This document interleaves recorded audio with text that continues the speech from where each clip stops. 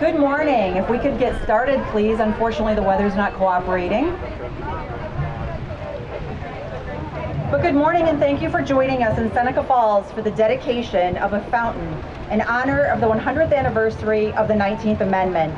I am Joelle Murney-Karsten, Board Chair of the Seneca Falls Development Corporation, and I will be the MC for today's program.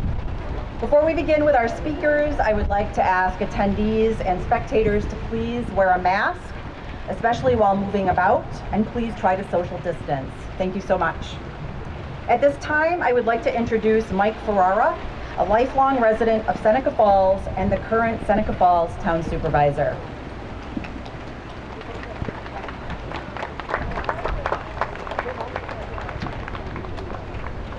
You got the official umbrella holding?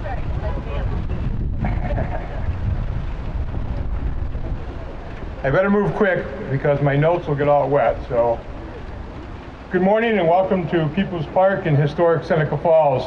We're honored to have all of you join us today to celebrate New York's connection to women's suffrage. Welcome, Lieutenant Governor Hochul. Thank you for being here today and for your constant support of upstate New York's economic development opportunities. The last time we were together was in November.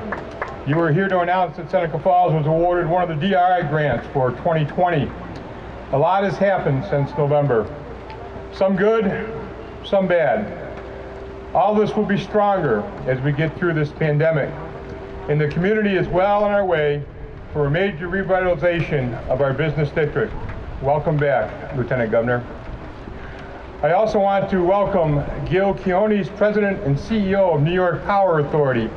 Thank you for your continued partnership in promoting our Canal side community. I'd also like to welcome from the New York Power Authority, Mr. Eugene Nicandri, Seneca Falls' own.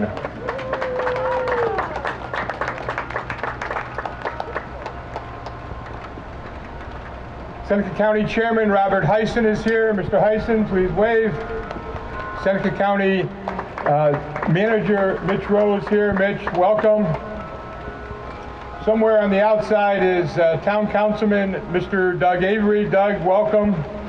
And I'd like to welcome all and everyone guests here today. Thank you for being here. When Seneca Falls was connected to the canal in 1828, it made the transport of raw materials and finished goods easier and opened up a much larger market for items manufactured locally. Seneca Falls is also gaining a reputation as a hub for social reform, connecting diverse communities and fostering widespread support for abolition and women's rights. Just a short walk from here, up the hill, you can see the Women's Right National Historic Park, commemorating the movement that would ultimately win suffrage for women across the nation 100 years ago. Most of those women are enshrined forever in front of us across the canal in the National Women's Hall of Fame. We are proud of our place in American history that draws visitors from across the nation and the world to Seneca Falls. And thank you all for coming to celebrate the legacy of those 300 people who met in the Wesleyan Chapel in 1848 to demand a more equal society. It took another 72 years for the 19th Amendment to be passed. Ironically, the cry for the right to women to vote was the only resolution of the 12 that did not receive unanimous support in 1848. If it were not for the passionate speeches from former slave Frederick Douglass and Elizabeth Cady Stanton, who knows how long history would have been delayed. And before I leave the podium, I'd like to thank Joelle and Greg from the Seneca Falls Development Corporation for assisting in putting this all together. They do great work. Please give them a round of applause, please. Thank you, and enjoy the festivities, and it will stop raining eventually. Thank you.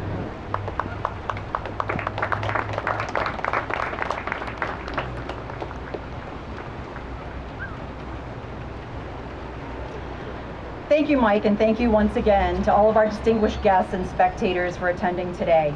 I would also like to welcome members of the Minders Academy class of 2021 who are kayaking behind me as part of the New York Canal staycation program.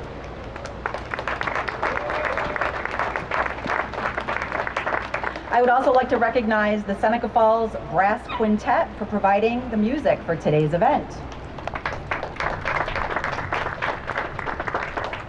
We are thrilled that Lieutenant Governor Hochul is with us here today in Seneca Falls. Lieutenant Governor has visited several times over the last year for major announcements, as Mike Ferrara mentioned. The first was the ribbon cutting for the new home of the National Women's Hall of Fame, which is the historic Seneca Knitting Mill, located on the other side of the canal. As you can see, it demonstrates tremendous renovations, and as of last week, officially opened its doors. The second was the announcement that Seneca Falls was one of the $10 million downtown revitalization grant winners for 2019, and we are tremendously grateful for that. It is also my understanding that the Lieutenant Governor visits Seneca Falls regularly in an unofficial capacity, where she can be seen sporting a baseball hat, walking along the canal with her husband, and apparently she holds a record for bullseyes playing darts at Reds up on Fall Street, and we hear that she is quite the contender. We're so very thankful that Seneca Falls holds a special place in your heart, as you hold a special place in ours. So please welcome Lieutenant Governor Kathy Hochul.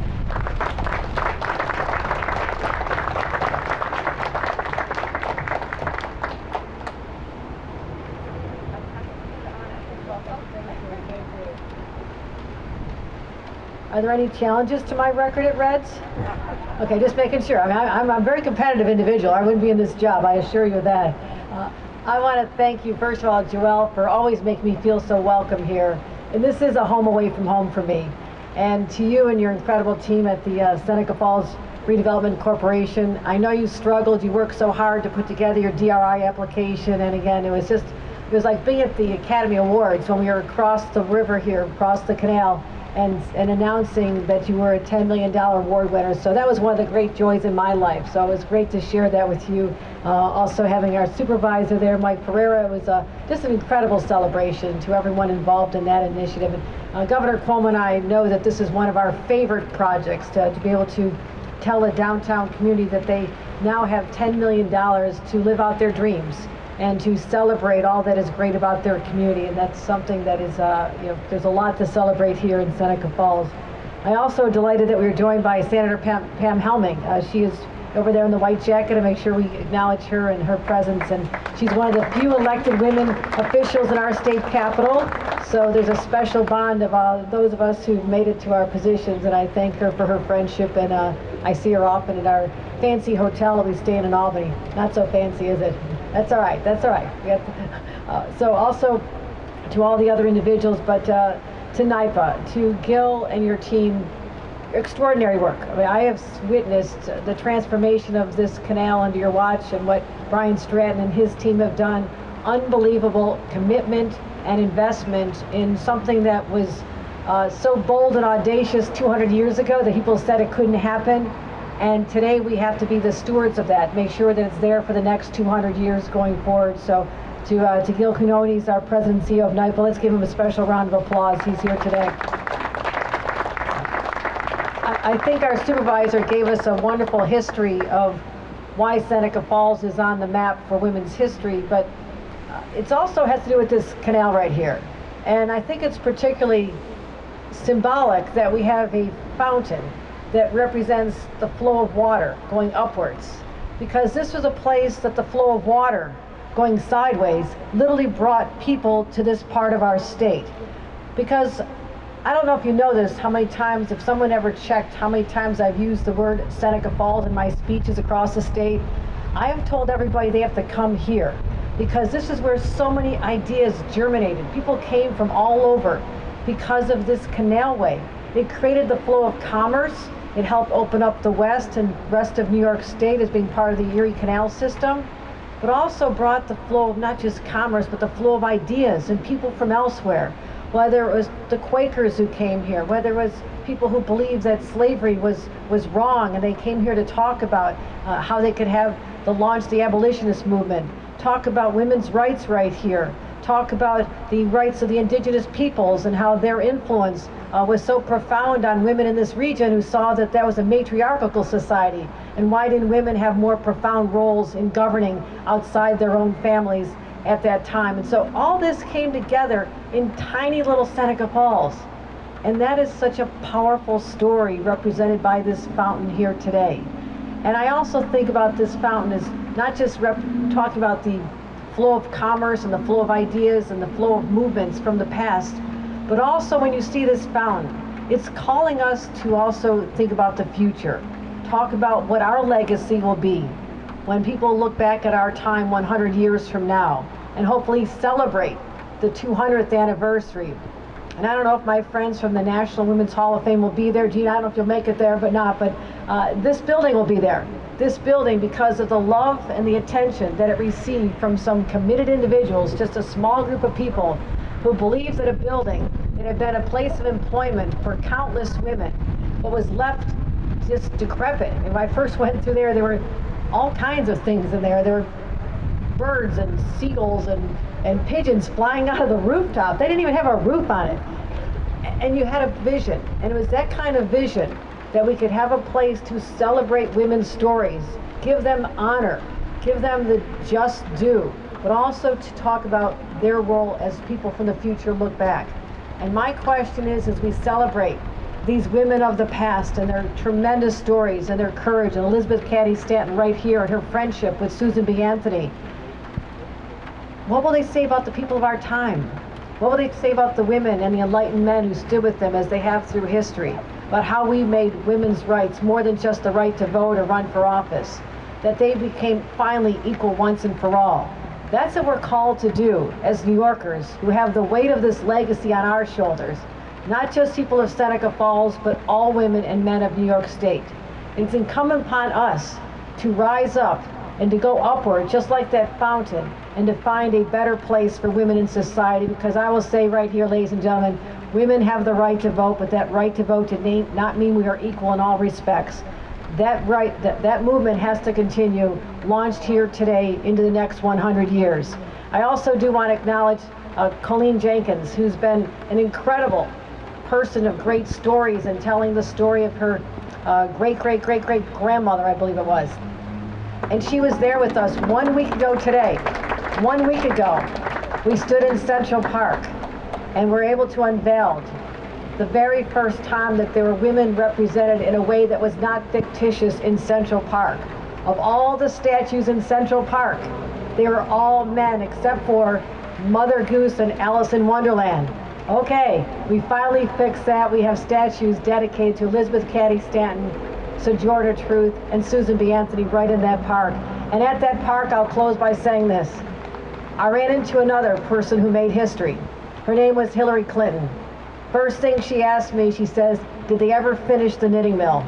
She remembers from the very beginning. She says, I wanted to be helpful to that. And she says, you tell them I'm coming back. I want to be there to see this, because I said, Secretary Clinton, it's extraordinary what was accomplished there, and I know we can do so much more. So Jolene and everyone who put this together, our friends at NYPA and the New York State Canal Corporation, thank you. I don't mind the rain. We're going to get wet anyhow. Everybody's going to be out in the kayaks having a good time, but it's just a spectacular day to celebrate. We've been talking about this day for the last 4 years, celebrating 2020 and what that means for all of us, and it means a great deal to me personally as a woman elected official of the state of New York. I could not be prouder to be in Seneca Falls on this day. Thank you all who made it happen.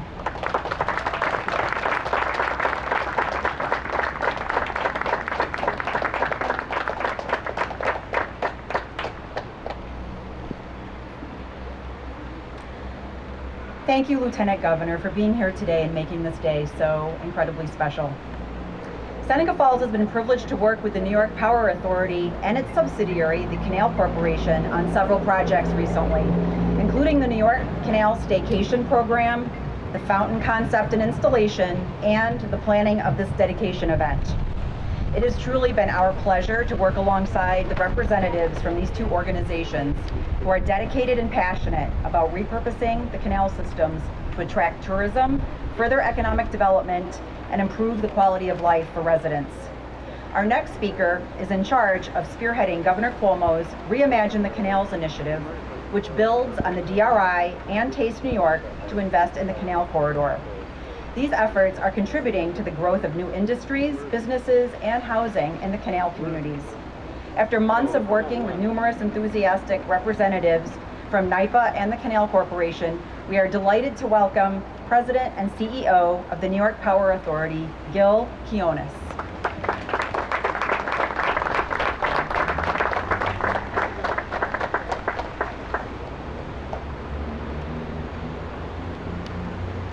Thank you very much, and good morning.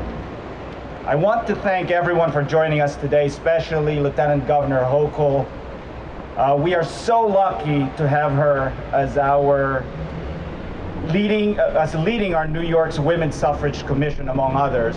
You know, the Lieutenant Governor, despite of the COVID crisis, has been crisscrossing our state, being on television and radio, talking about how we should reopen properly, how we should keep the numbers down by following all the guidelines, and really representing state government on behalf of Governor Cuomo and directly communicating with the citizens of our great state. So we are truly honored to have her with us today. Please give her another round of applause. She's also been our champion in terms of promoting our Canal and NYPA events, so we love her at the New York Power Authority and the Canal Corporation. I also like to recommend, to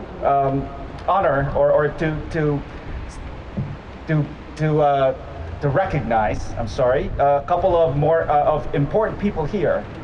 Judge Nicandri, as mentioned, he's our Vice Chair of the New York Power Authority. He's here with us. He was born here in Seneca Falls, so he's a native son of Seneca Falls. His wife Lois is here also. Joni Mahoney, a former county exec of Onondaga. She is currently the chair of the New York State Thruway Authority, but to us, she's always the former vice chair of the New York Power Authority and the chair of the Reimagine the Canals Task Force. So as president and CEO of the New York Power Authority, I have the honor also of, as mentioned, overseeing the Canal Corporation. The New York State Canal System has a rich history. Many of the 19th century's most influential social reform movements flourished along its banks, especially right here along the Cayuga-Seneca Canal. That is why I am so thrilled to be here today to mark the centennial with this magnificent tribute fountain on the water. Check this out at night with all the colors. It's awesome. This fountain is powered by Gould Pump, an internationally renowned manufacturer that first started production here in Seneca Falls in 1848 and continues to support the economy through hundreds of jobs on their local campus. I'm a mechanical engineer, so I had to weave in Gould Pumps in there. As the stewards of this historic waterways, we are committed to not only upholding the legacy of our early social reform trailblazers, but building on their vision by fostering a more inclusive and just state for everyone today. In fact, yesterday, while driving up here, we were listening to a podcast, and really the ultimate goal of Susan B. Anthony and Elizabeth Cady Stanton was for universal suffrage. That it is really, it's, of course, women was important, but eventually it was really about universal suffrage, that if you're a citizen of this country or a naturalized citizen of this country, if you were born here or a naturalized citizen, that you have to have the right to vote. So we strive to live the same principles that led to the ratification of the 19th Amendment. From helping to support Governor Cuomo's and Lieutenant Governor Hochul's hard work to achieve equality for all, to developing our own programs at NYPA and Canals to empower women and create a work environment that's diverse, equitable, and inclusive. The New York Power Authority is especially proud of our Women in Power employee resource group, which focuses exploring ways to recruit and retain a diverse workforce and support each other through mentorship, education, and events. Now, as a father, I feel it is my responsibility to educate my daughter, Sela, who's here today. Sela, somewhere around there. on New York's role in advancing women's right to vote. That's why I am so glad that she was able to join me here on this trip, along with my wife Paula, my brother and sister-in-law, my nieces, Asha and Rohini, and my friend Rick. They're all here with me, and we're doing a little staycation up here in Seneca. And we will be exploring Seneca Falls, the Women's Rights National Historic Park, and the National Women's Hall of Fame, among others. We also plan to take a kayak ride out on the canal. In light of COVID-19, we looked for ways to promote safe ways to recreate locally, and we came up with the concept of promoting activities on and along the canal. That is literally in many New Yorkers' backyard. We are going to try out our Seneca Falls Canal staycation excursion and kayak while we are here. To close, I want to share a commitment to reimagining the future of the state's canals. We are looking forward to the next century and to the role that the canals will play in our communities, ensuring that the canal remains a proud centerpiece, bringing people together to help keep our state at the center of progress, just as it did so many years ago for the brave individuals who met here in Seneca Falls to change history. Thank you to my team, Jackie and Shane and Susan right here and everybody else for putting this together. Thank you to our consultant, Kate Asher, who keeps pushing us in exploring the art of the possible on what to do with the canals.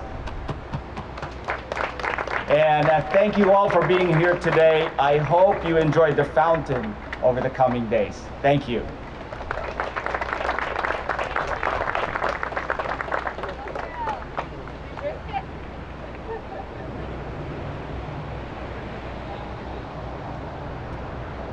So hopefully the rain has passed.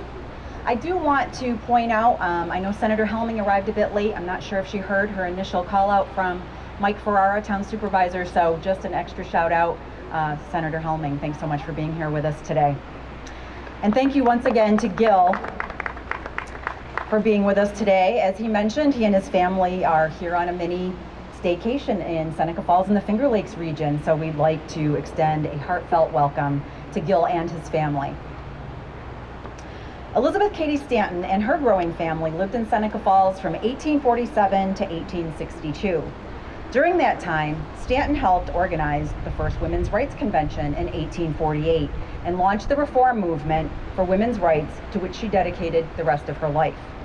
In May of 1851, Amelia Bloomer introduced Susan B. Anthony to Elizabeth Cady Stanton, a friendship that lasted over 50 years. As a single woman, Anthony was free from many of the domestic duties that tied Stanton to her home, which allowed Anthony to travel and make speeches promoting women's rights. Stanton wrote the majority of Anthony's speeches, and to give her time to write those speeches, Anthony would visit Seneca Falls and help care for the growing Stanton family. She then took the speeches and writings produced by Stanton and traveled the countryside campaigning for women's rights. Stanton would say, "I forged the thunderbolts," and she would fire them. In honor of the 100th anniversary of the 19th Amendment, I have the honor of introducing Colleen Jenkins, the great-great-granddaughter of Elizabeth Cady Stanton and an activist in her own right. Most recently, as previously mentioned, on August 26th, the organization Monumental Women, which Colleen serves as vice president, unveiled the first statue of real women, the Women's Rights Pioneers Monument, including Sojourner Truth, Elizabeth Cady Stanton, and Susan B. Anthony in Central Park, on the occasion of the 100th anniversary of the ratification of the 19th Amendment, giving women the right to vote. Please welcome today, Colleen Jenkins.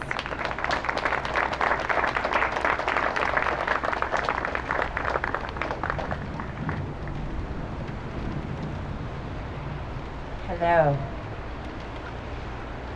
What are we celebrating? I just picked up this mug on Fall Street. It says the 19th Amendment. I drink from it every day. It says the right of citizens of the United States to vote shall not be denied or abridged by the United States or any state on account of sex. So if you're an eligible voter, great news, the U.S. Constitution protects your voting rights. If anybody stands between you and the ballot box, you've got a constitutional issue, federal case, take it to the courts. Well, I want to tell you a couple funny stories. I'm the great-great-granddaughter by matrilineal descent of Elizabeth Cady Stanton. So she was born in Johnstown, and I'm going to introduce this person in a moment. She's from Johnstown.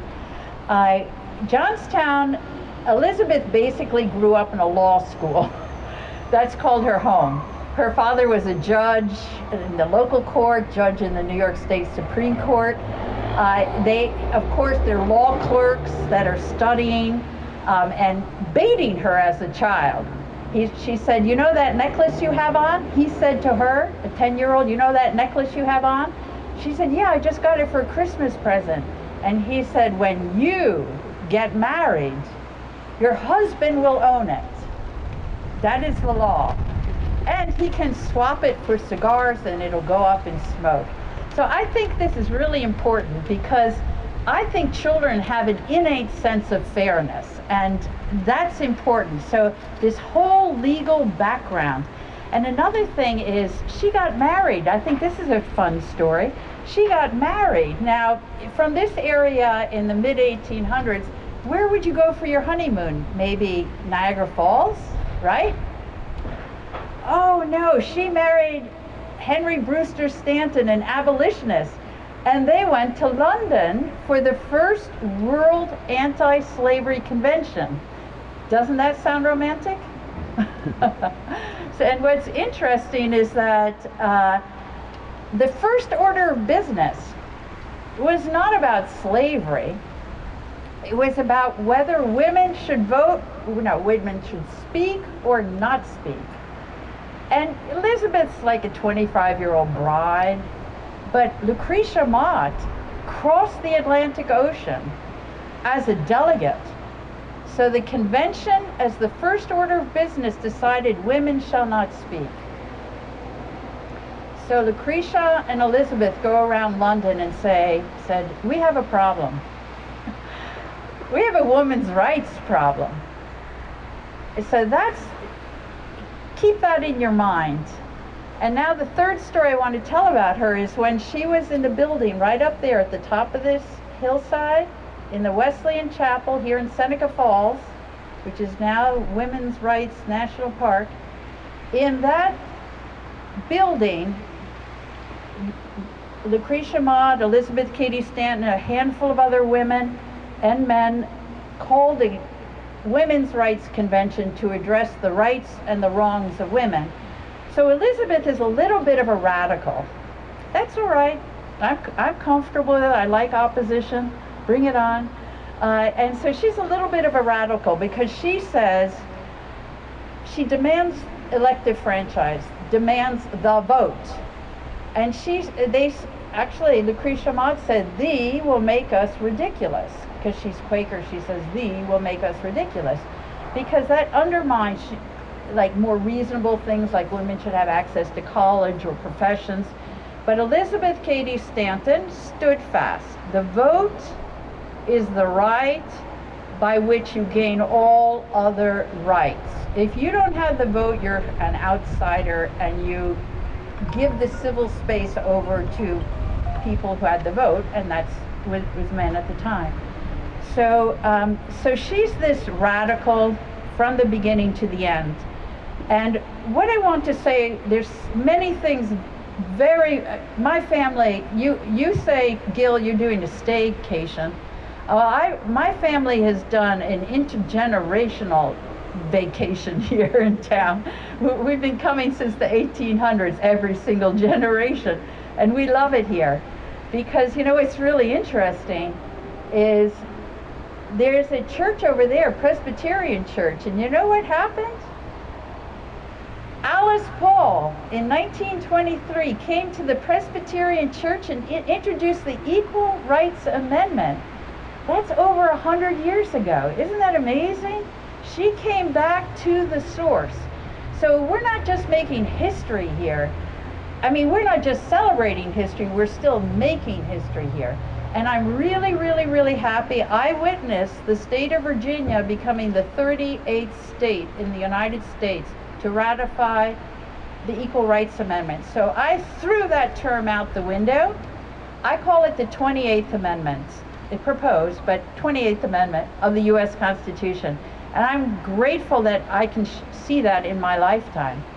What I want to say is clearly, for instance, Kathy Hochul and Gil and ITT Pumps, everybody's giving gifts to this town. And we have a very special gift. Fortunately, there was federal legislation that was passed in 2009 that created a national Votes for Women trail, because it isn't just Alice Paul, Susan B. Anthony when they met over there or at the Equal Rights, Lucretia Mott, Elizabeth Cady Stanton. It's not named people, but it's unnamed people, because you never change the US Constitution with 5 people. It is a monumental effort. You need 75% of the states to change the US Constitution. So I'd like you to meet Nancy Brown, who is the chair of the Votes for Women Trail. They have 50 states involved. They have 2,000 sites, and this wonderful Upper New York State effort from the William G. Pomeroy Foundation. They are funding roadside markers all over the nation. And now I want to know, where's the head of the trail? What town is the head of the trail? Judge, I'd like the judge to answer. What? Oh, we're standing in it. What's the name of it, Judge? You were born here. Seneca Falls will be the head of the trail. So we're thrilled. Isn't that great? So with these byways and throughways, we're going to bring more tourism in, because this is the epicenter. This is the stone that was cast and created ripples throughout the nation. So I just want to end by acknowledging a black stocking. We bought a collection of 3,000 objects. This is one of the objects. It's a black stocking that was about 100 years old, and you'll love this. Every individual can do something. So this stocking, one woman put on one day, but she prepped her stocking. She put Votes for Women right at the ankle. You know why at the ankle? It was a little risque to show your ankles back then. So she figured out that's where she wanted to put her message. So what I'm trying to say is that there are people who you can name, but there are people who you cannot name. But to make a mass movement, you need that. And this is my final statement. This is my favorite word, favorite phrase, we the people. And then my other, it's by the people, of the people, and for the people. We're all together in this. Thank you very much.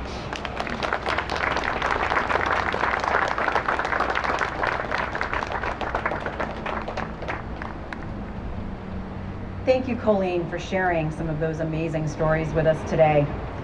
Seneca Falls is home to one of the oldest and most respected pump manufacturers in the world, Gould's Pumps. Seabury S. Gould founded Gould's Pumps in Seneca Falls in 1848, the same year that Seneca Falls hosted the nation's first Women's Rights Convention. In 1997, Gould's Pumps merged with ITT Corporation, forming one of the largest pump manufacturers in the world, serving customers in over 125 countries. Gould's Pumps has long been a symbol of the Seneca Falls community, and over the years has provided employment for thousands of people across Seneca Falls and the Finger Lakes region, where multiple generations of family members have worked. It is therefore very suitable to have a pump manufactured right here in Seneca Falls, operating the fountain that is being dedicated today. From ITT Gould's Pumps, please welcome Vice President and General Manager David Stabline.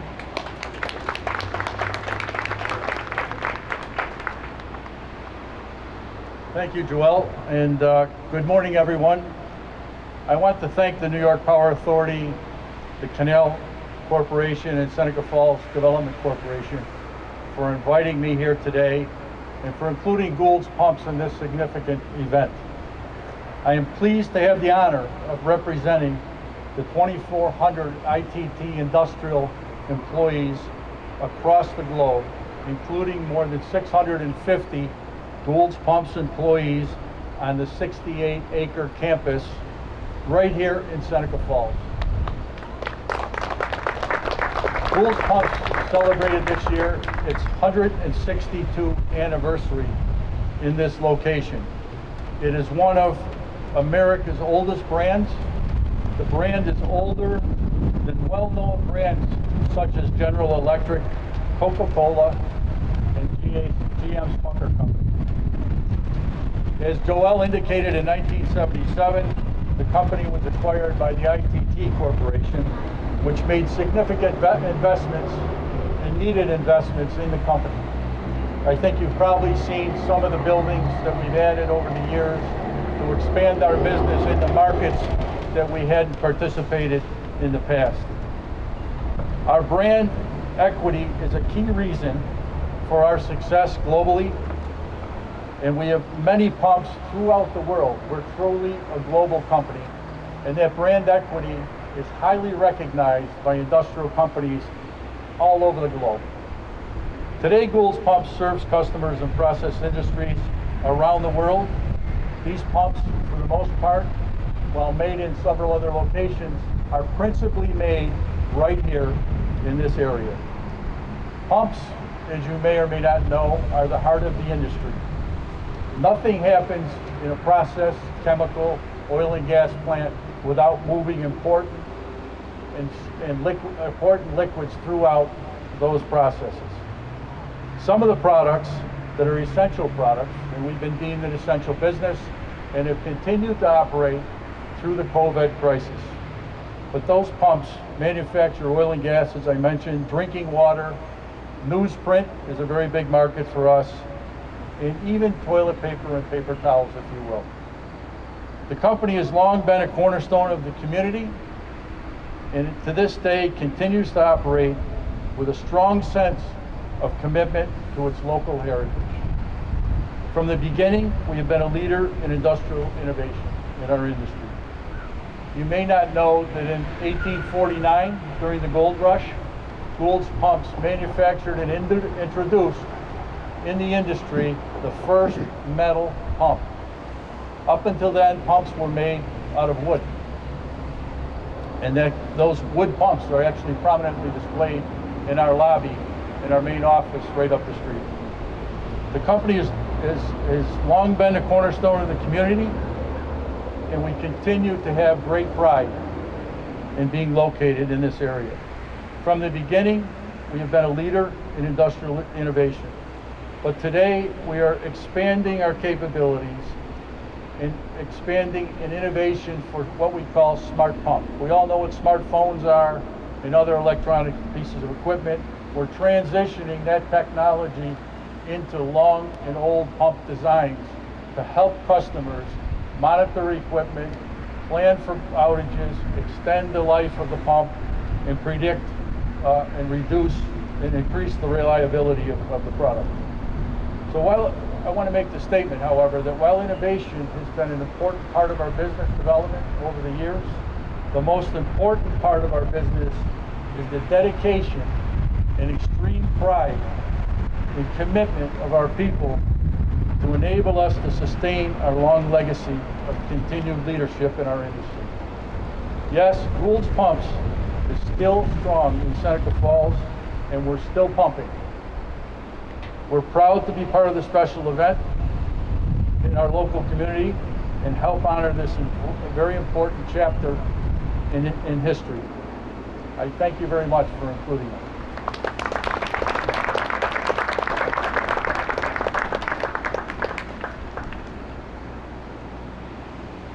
Thank you, David.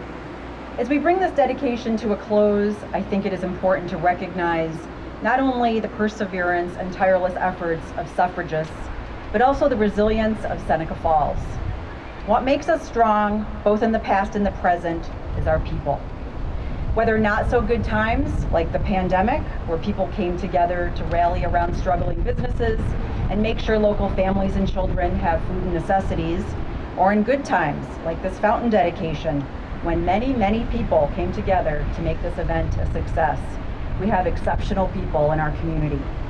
Our community is built upon the shoulders of the women's rights activists, the founders of great businesses, the innovators and leaders who had a vision for a better future.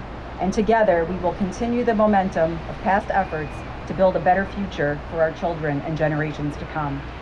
Thank you for attending this extraordinary event, and we invite you to join us for lunch in the tent, where you can grab a box lunch and take it with you, or enjoy it right here in the park. We have towels, and we're going to be wiping down all the chairs. So thank you so much.